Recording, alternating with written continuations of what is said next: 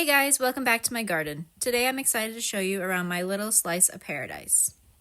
I garden in upstate New York in Zone 5A and currently have a small city backyard.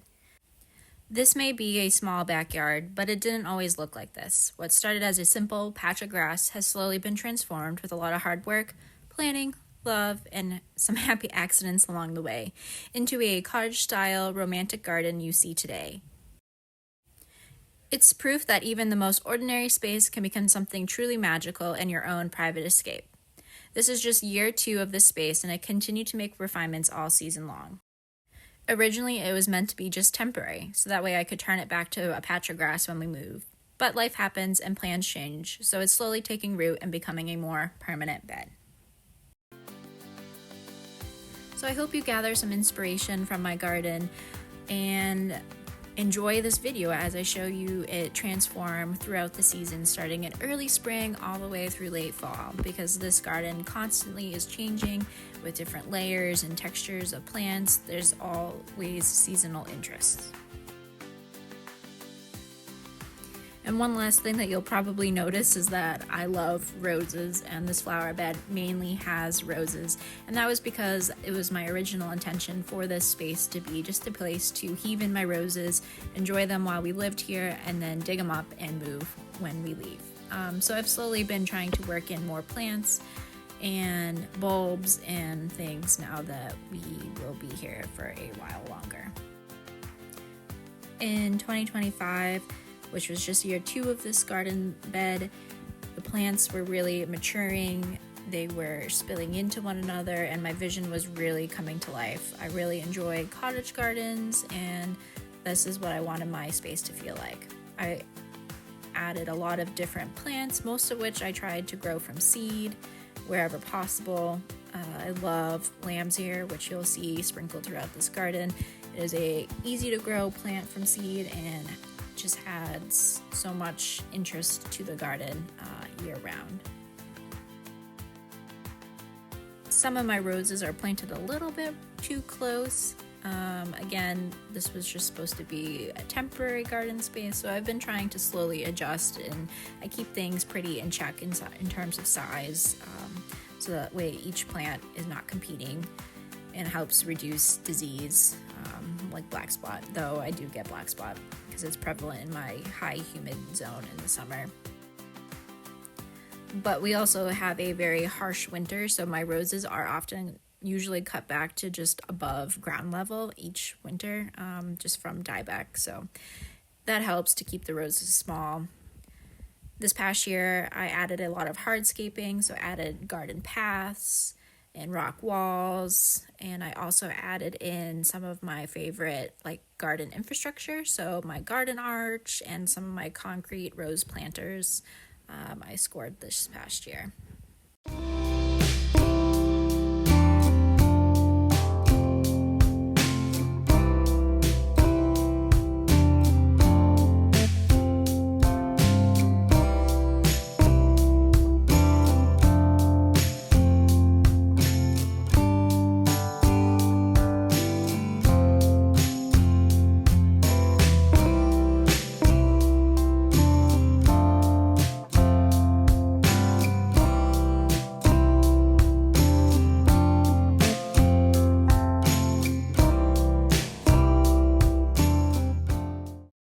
So this rose here is a Tantau rose called Ashley. It is technically a florist rose. I got it from Grace Rose Farm as own root plants. I ended up getting 6 or 7, and it is absolutely my favorite rose, or I would put it up there in my top 3. It's very hard to decide on my favorite rose, but I love this rose. I love the bubblegum pink color. I love when it gets this frilly fluffy blooms as they mature, and it has the most decadent rose powdery scent, so it's my favorite, paired with this brown heuchera. Reminds me of chocolate. I love the combination.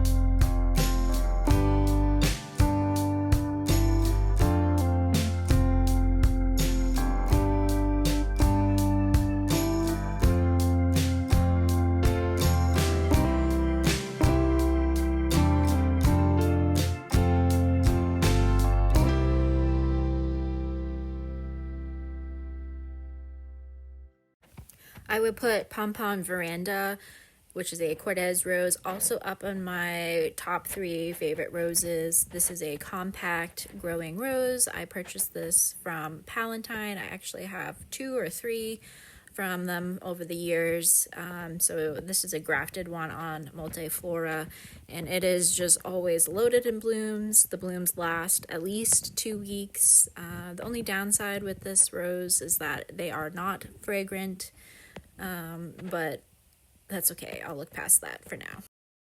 It always blooms in these impressive sprays, and I love it with my catmint plant, even though my catmint is a monster. I had pruned it or divided it this past season. I definitely need to divide it again in half at least, because it is just taking over. But I love the whimsy and color block that it provides, and the bees love it.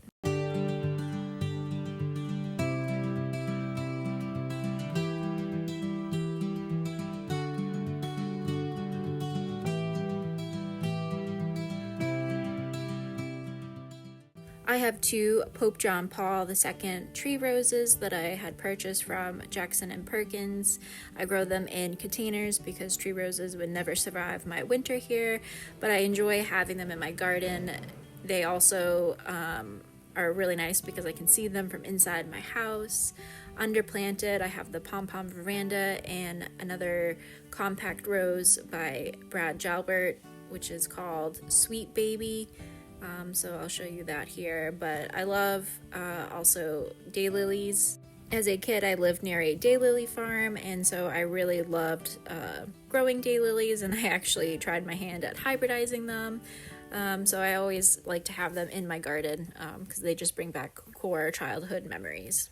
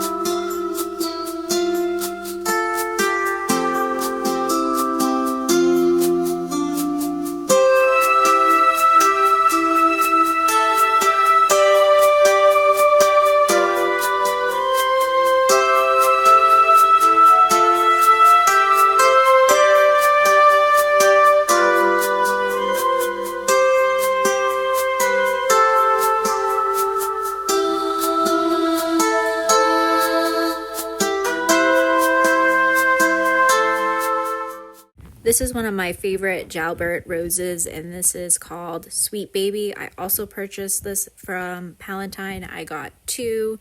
It is a compact rose, and it is covered in blooms. It's probably my most prolific bloomer, and the bees love it. It's slightly scented. It's just gorgeous. Along with, here is a Cortez rose called Mine, also purchased from Palatine. It does pretty well here, even though this is kind of a shadier spot. It's not 100% full sun, but it does well.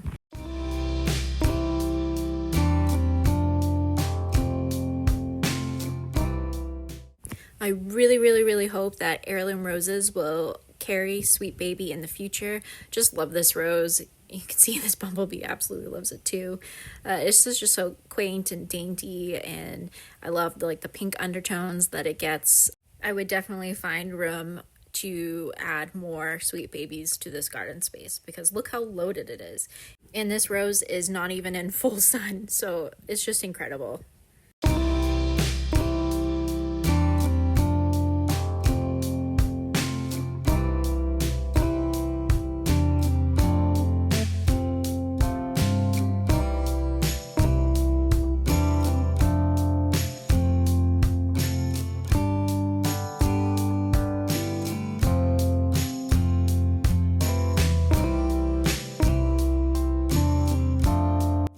Now it's getting later in the season and the Japanese beetles are starting to make their appearance.